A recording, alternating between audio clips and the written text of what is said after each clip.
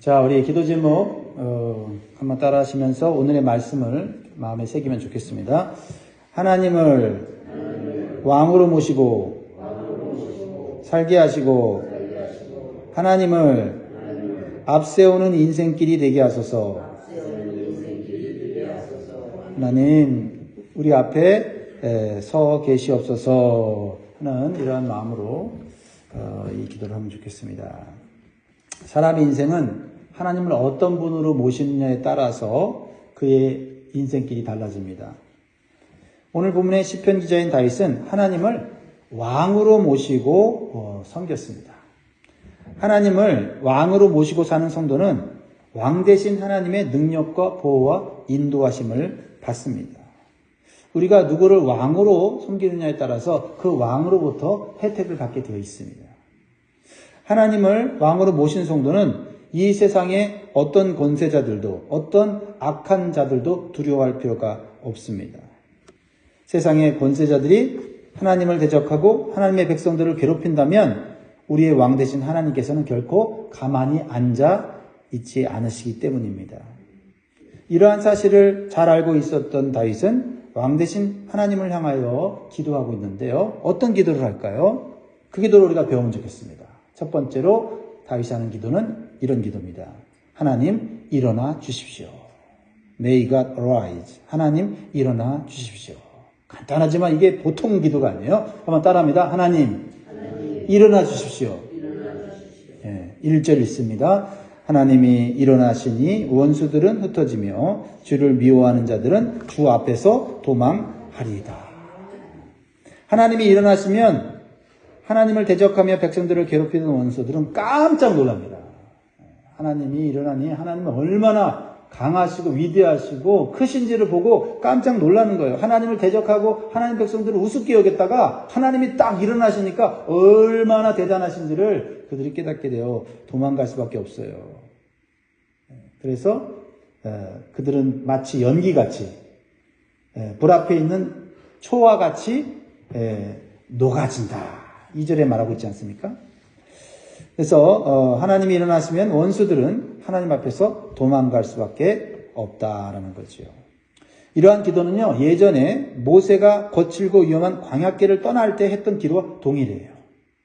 민수기 10장 35절에 보면 괴가 떠날 때에는 모세가 말하되 여호와여 일어나사 주의 대적들을 흩으시고 주를 미워하는 자가 주 앞에서 도망하게 하소서 하였고. 하나님 일어나십시오. 이 기도가 그냥 다윗만 한 게 아니구나. 믿음의 사람들, 하나님의 올바로 안 사람들은 정말 대단한 위기와 또 고통 가운데 있을 때 또 특별히 원수들에 의해서 압박받고 또 위협을 느낄 때 하나님 일어나십시오. 왕 되신 하나님, 우리의 보호자 되신 하나님, 우리의 인도자 되신 하나님 일어나십시오. 하나님 일어나기만 하면 문제가 해결되는 거예요. 그래서 이 기도는 하나님을 왕으로 섬기고 따라가는 성도라면 누구라도 할 수 있는 거예요. 하나님 일어나십시오. 이 기도하십시오. 인생의 광야길을 걸어갈 때 어떤 대적과 원수들이 공격해 올지 모르기 때문에 하나님께서 일어나 싸워주셔야만 우리는 승리할 수 있다라는 겁니다. 우리의 힘으로는 강력한 대적들을 이길 수 없기 때문입니다. 하나님께서 일어나셔서 대신 싸우시면 악인들은 어떻게 해요? 연기와 같이 사라지고 녹아내리는 초와 같이 된다라는 겁니다. 그러므로 우리는 무엇을 해야 할까요? 우리가 해야 되는 것은 하나님 앞에서 의인이 되는 거예요. 강력한 힘을 기르는 게 아니고 하나님 앞에서 정결하고 깨끗한 양심을 갖고 하나님 말씀에 순종하는 의인이 되면 하나님이 우리의 왕이 되어 주시는 거예요. 그러면 하나님이 모든 걸 대신 해결해 주시는 것이죠. 그리고 우리는 뭐예요? 하나님을 기뻐하면서 찬양만 하면 되는 거죠. 이게 우리가 진정을 해야 될 일이다. 그래서 3절부터 보세요. 3절에 보면 의인은 기뻐하여 하나님 앞에서 뛰놀며 기뻐하고 즐거워할지어다. 왜요? 우리가 싸울 게 없잖아요. 하나님 일어나 주십시오. 왕 되신 하나님 일어나 주십시오. 그러면 왕이신 하나님이 그래 내가 너희를 보호해 주마 하면서 원수들을 물리쳐 준다라는 거죠. 그러니까 우리가 해야 될 것은 하나님을 기뻐하며 뛰놀며 찬양하는 겁니다. 그러면 어떻게 찬양해야 됩니까? 어떻게 찬양해야 돼요? 하나님께서 우리의 삶 가운데 행하신 일을 기억하면서 찬양하는 거예요. 자, 4절 보세요. 다윗이 어떻게 찬양하는가 보세요. 하나님께 노래하며 그의 이름을 찬양하라. 하늘을 타고 광야에 행하시던 일을 위하여 대로를 수축하라. 그의 이름은 여호와이시니 그의 앞에서 뛰놀지어다. 자, 시편 기자인 다윗은 하나님을 어떻게 표현하고 있어요? 하늘을 타고 광야에 행하시던 일이라고 찬양하고 있다는 겁니다. 여기엔 많은 내용들이 들어가 있지요. 하나님께서 출애굽한 이스라엘 백성들을 광야 속에서 인도하실 때 어떤 일이 있었습니까? 낮에는 구름 기둥으로, 밤에는 불 기둥으로 인도하신 것을 기억하고 있는 거지요. 그리고 만나와 메추라기로 배불리 먹여주신 것을 기억하는 거예요. 물이 없을 때 반석을 쳐서 물이 나와 목마름을 해결해 주신 것을 기억하는 거예요. 그리고 모든 위험으로부터 순간순간 보호해 주시는 하나님의 그 놀라운 능력과 힘을 기억하는 겁니다. 이게 찬양의 내용이에요. 이러한 찬양의 고백은 뭐예요? 우리 일상생활 속에서 하나님의 손길이 하나도 안 미치는 것이 없다는 것을 보여주는 거예요. 우리는 그것만 찾아내어 찬양하면 돼요. 그게 하나님을 왕으로 모시는 거거든요. 하나님 왕이십니다. 이 말로만 그렇게 하는 게 아니에요. 하나님 왕이시라면 왕으로서 우리에게 행하신 일상생활 중에서의 은혜와 복들을 우리가 세워보면서 하나님을 찬양하면 하나님이 왕 되신 하나님이 일어나시는 거예요. 찬양받고 일어나시는 거예요. 지금 있는 위험 속에서 고통 속에서 우리를 구원하시는 겁니다. 하나님을 왕으로 모시고 사는 성도는 이러한 찬양과 감격과 감사를 해야 하는 것입니다. 그래서 시편 기자는 하나님의 이름을 찬양하면서 그의 앞에 뛰놀지어다 라고까지 말해요. 뛰놀지어다. 찬양하면서 뛰논다는 거 춤추는 거 아니에요. 좋아서 펄쩍펄쩍 뛰는 거 아닙니까? 얼마나 하나님이 위대하시면 그렇게 하겠습니까? 그러니까 하나님을 알면 가만히 앉아 있을 수가 없는 거죠. 일어나게 되고 춤추게 되고 손을 들게 되고 하나님 모르면 하나님 찬양이 안 되는 거예요. 자, 뛰논다는 이 표현은 여러분 아실 거예요. 이것은 다윗이 오베데돔의 집에 방치되어 있던 하나님의 법궤를 예루살렘 다윗성으로 옮겨올 때 다윗이 기뻐하면서 춤을 추며 뛰놀던 그 모습을 연상케 하는 거예요. 그런데 이때 다윗이 부르는 하나님의 이름이 뭡니까?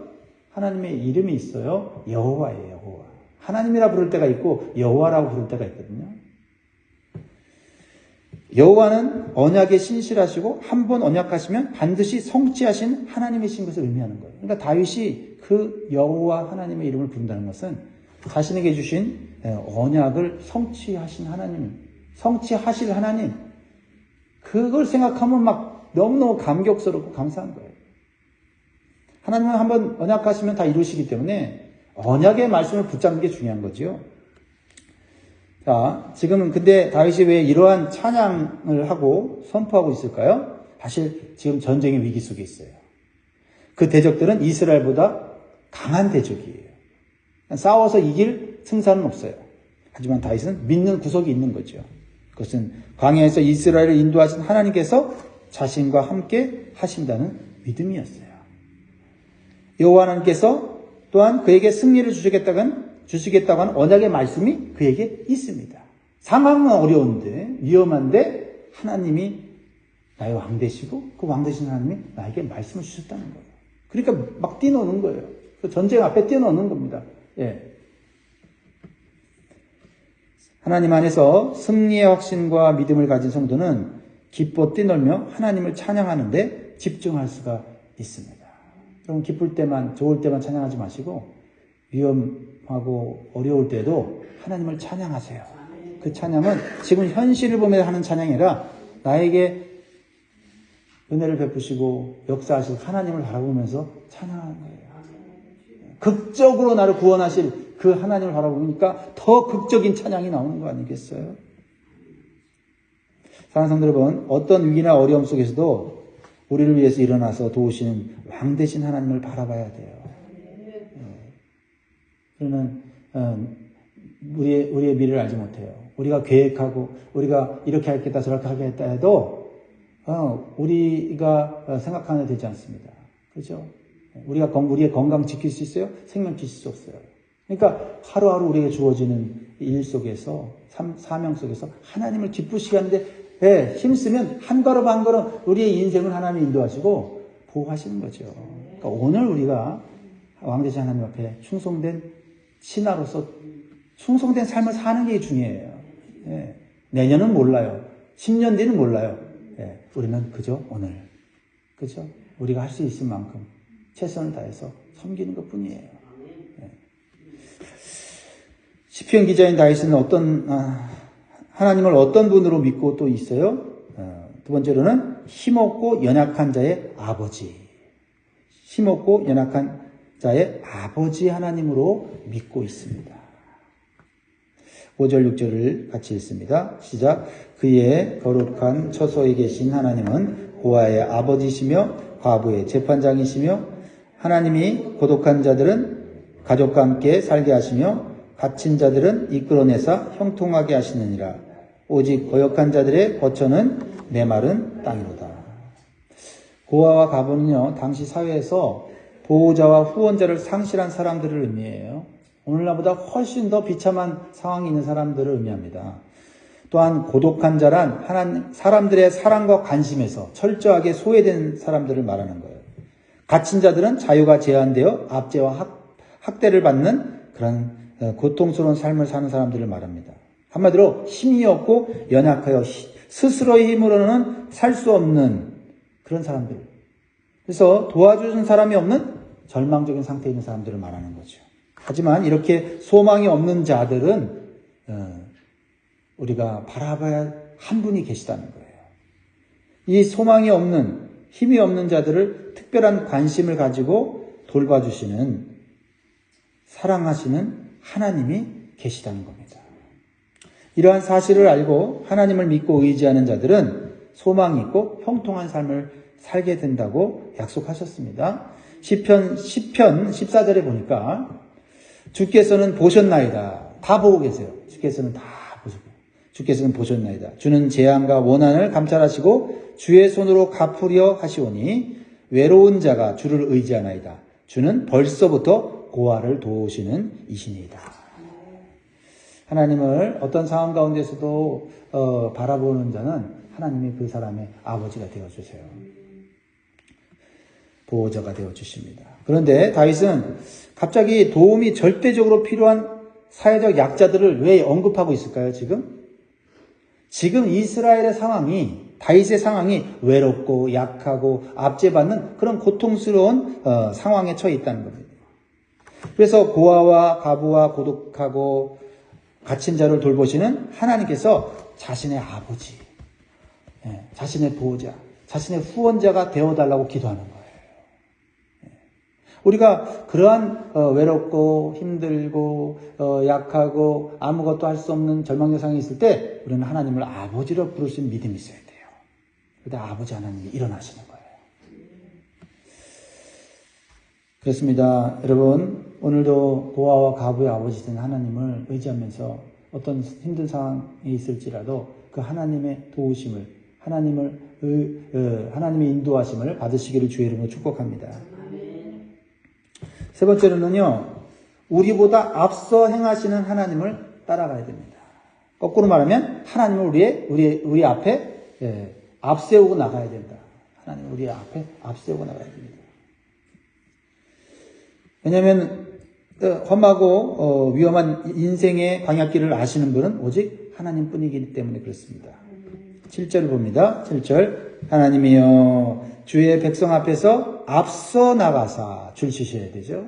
앞서 나가사 광야에서 행진하셨을 때에 광야에 안내자가 없습니다.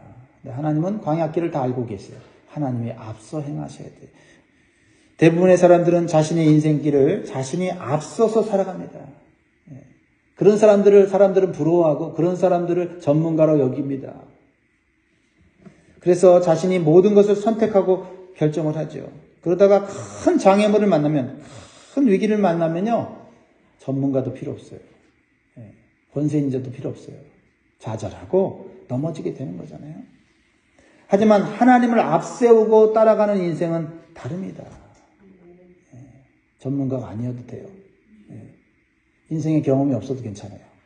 하나님을 앞세우고 가는 믿음만 있으면 되는 거죠. 시편 기자는 출애굽한 이스라엘 백성들이 길이 없는 광야에서 어떻게 길을 찾아가야 하는지, 어떻게 수많은 위험과 장애물을 극복하고 갈 수 있었는지를 잘 알고 있습니다. 이스라엘 백성들이 특별한 민족이기 때문에 그들은 길이 없는 광야길을 스스로 막 찾아가는 그런 지혜로운 민족이 아니었어요. 그들은 구름이 성막 위에 떠오를 때는 앞으로 나아가고 구름이 성막 위에 머물면 그들은 가던 길을 멈추고 그곳에서 장막을 세우고 살았습니다. 이스라엘 백성들이 길 없는 광야길을 끝까지 갈 수 있었던 것은 하나님이 보내주신 구름 때문이었다는 거예요. 그래서 민수기 9장 17절에 보면 구름이 성막에서 떠오를 때에는 이스라엘 자손이 곧 행진하였고 구름이 머무는 곳에 이스라엘 자손이 진을 쳤으니. 그러므로 우리가 광야의 인생길을 올바로 가기 위해서는 하나님이 보여주시는 구름을 볼 수 있는 영적인 눈이 있어야 돼요. 우리가 계획한다고 해서 철저하게 준비한다고 해서 우리의 인생길을 걸어갈 수 있는 게 아닙니다. 오히려 영적인 눈을 키우는 것, 영적인 눈을 키우는 훈련을 하는 것이 더 중요하죠. 이스라엘 백성들은 어떻게 구름이 떠오르고 멈추는 것을 볼 수 있었습니까? 그것은 하나님의 말씀의 명령을 따를 때 구름의 위치를 알 수 있었다는 거죠. 이게 중요한 거죠. 민수기 9장 18절에 보면 이스라엘 자손이 여호와의 명령을 따라 행진하였고 여호와의 명령을 따라 진을 쳤으며 구름이 성막 위에 머무는 동안에는 그들이 진영에 머물렀고. 민수기 9장 19절에 구름이 성막 위에 머무는 날이 오래될 때에는 이스라엘 자손이 여호와의 명령을 지켜 행진하지 아니하였으며. 여러분 무엇을 깨달을 수 있어요? 하나님의 말씀과 구름은 연결되어 있다라는 거예요. 무엇이 먼저입니까? 하나님 말씀을 따라 순종하는 마음을 가질 때 구름의 인도함을 볼 수 있었다라는 거예요. 그러므로 우리는 눈에 보이는 구름의 인도함을 먼저 추구하기보다는 먼저 하나님 말씀에 순종하는 자세를 가져야 한다는 사실을 기억하시기 바라요. 또한 우리는 하나님께서 우리의 인생길에 앞서 행하시도록 하나님의 자리를 우리가 차지해서는 안 돼요. 하나님께서 내 앞에 서도록 우리는 하나님이 말씀하시도록 하나님 말씀에 순종하는 마음을 가져야 돼요. 즉 우리는 하나님을 왕으로 모시고 살아야 하는 겁니다. 그리고 하나님을 떠나지 말고 하나님의 통치와 말씀 안에서 사는 법을 훈련해야 돼요. 그럴 때 우리는 하나님의 돌보심과 형통함과 승리함을 살게 되는 줄 믿습니다. 보십시오. 9절 10절이 하나님의 돌보심을 말하고 있잖아요. 하나님이여 주께서 흡족한 비를 보내사 주의 기업이 곰핍할 때에 주께서 그것을 견고하게 하셨고 주의 회중을 그 가운데에 살게 하셨나이다. 하나님이여 주께서 가난한 자를 위하여 주의 은택을 준비하셨나이다. 하나님 가운데 살아야 돼요. 가운데 살아야 돼요.